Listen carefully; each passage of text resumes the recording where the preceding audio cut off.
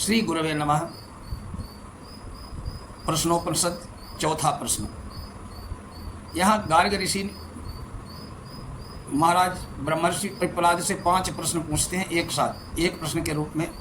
अतहैनम सौरायणी गार्ग्या पप्रक्ष भगवन् नेतन्स्मिन् पुरुषे कानि स्वपन्ति कास्मिन् जागृति कतरेश द्वेषः देवः स्वप्नान् पश्यति कस्य तस् सुखं भवति कस्मिन् तु नु सर्वे संप्रतिष्ठिता भवन्ति इति।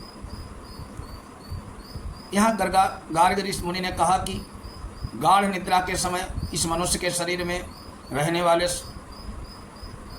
पूर्वोक्त जो आपने देवता बताए हैं वो कौन कौन सोते हैं, कौन जागते हैं, स्वप्न अवस्था में कौन देवता स्वप्न की घटनाओं को देखता रहता है, निद्रा अवस्था में सुख का अनुभव किसको होता है, ये सब देवता सार्वभाव से किसमें स्थित हैं, अर्थात किसके आश्रित हैं।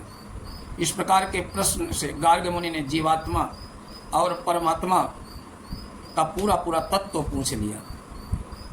तस्मै हो सहोवाच यथा गार्ग्या मरीचयोर कस्यांतम गच्छत सर्वा ये तस्मिन् तेजो मंडल एकी भवन्ति ताः पुनः पुनरुदयतः प्रचरन्त्येवं हवै तत्सर्वं परे देवे मनस्येकी भवति तेन तदैव पुरुषो न शृणोति न पश्यति न जिघ्नति न रसयति न स्पृशते न विदते न दत्ते न निधन्ते न विसृजयते येनेनायते स्वपीति इत्याद्यक्षते।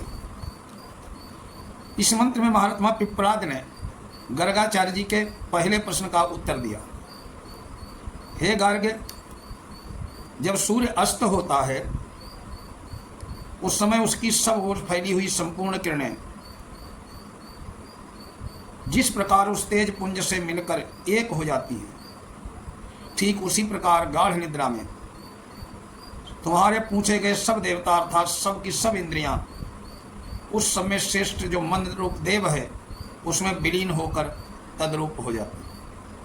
इसलिए उस समय जीवात्मा न तो सुनता है, न देखता है, न सूंघता है, न स्वाद लेता है, न स्पर्श करता है, न बोलता है, न ग्रहण करता है, न चलता है, न मलमूत्र का त्याग करता है, न मैथुन का सुख ही भोगता है।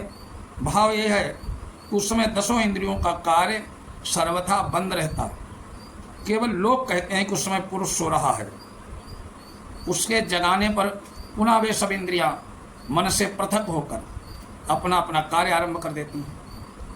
ठीक वैसे ही जैसे सूर्य के उदय होने पर उसकी किरणें पुनः सब ओर फैल जाती हैं। अब गार्ग के प्रश्न का संक्षेप में उत्तर तो मंत्रों द्वारा ही बतला देते हैं कि सब इंद्रियां के लय होने पर मन की कैसी स्थिति होती है। प्राणाग्नय एतैवस्मिन् पुरे जागृति गार्हपत्यो हवा एषोपानो व्यानो नाह्यर्य पचनो यद्गार्ह पत्यात् प्रणीयते प्रणयनादाः वनीयाः प्राणः। उस समय मनुष्य शरीर रूप नगर में 5 प्राण रूप अग्नियां ही जागती रहती हैं। प्राण जो है 5 पंच प्राण वो जागृत रहते हैं। यह गार्ग के द्वारा पूछे गए दूसरे प्रश्न का संक्षेप में उत्तर है। उन्होंने पूछा कौन जागता रहता है। सोते हुए मनुष्य के अंदर जो जितने देवता हैं, अधिष्ठात्र देवता, उसमें कौन जो सोता है, कौन जागता। उन्होंने कहा कि शरीर में जो 5 प्राण रूपी अग्नि है वो जागती रहती है। यहाँ निद्रा को यज्ञ का रूप देने के लिए 5 प्राणों को अग्नि का रूप बतलाया गया। यज्ञ में अग्नि की प्रधानता होती है, इसलिए यहाँ संक्षेप प्राण मात्र को अग्नि के नाम से कह दिया। परंतु आगे इस यज्ञ के रूपक में किस प्राण वृत्ति को किस स्थान पर कल्पना करनी है, इसका स्पष्टीकरण कहते हैं। कहना यह है कि शरीर में जो प्राण अपान वृत्ति है वही मानो यज्ञ की गार्हपत्य अग्नि है, व्यान दक्षिणाग्नि है। गार्हपत्य अग्नि रूप अपान से प्राण उठते हैं और उस कारण ही वो मुख्य प्राण है। इस यज्ञ की कल्पना में आवाहनीय अग्नि है, क्योंकि यज्ञ में आवाहनीय अग्नि गार्हपत्य से उठाकर लाई जाती है।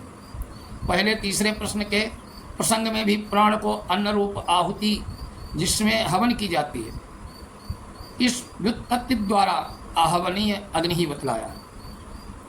अदुच्छासनि श्वासावेताबाहुति समम नयतीति स समानः मनोहभाव यजमानः इष्टफल में बोदानः स एनम यजमानमहर ब्रह्म गमयति।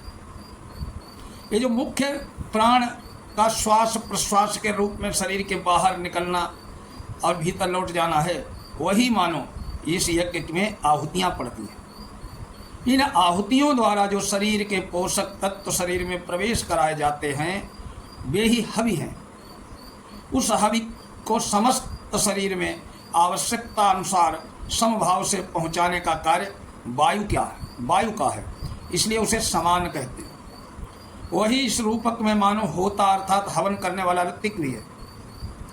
अग्नि रूप होने पर ही आहुतियों को पहुंचाने का कार्य करने के कारण उसे होता भी कहा गया।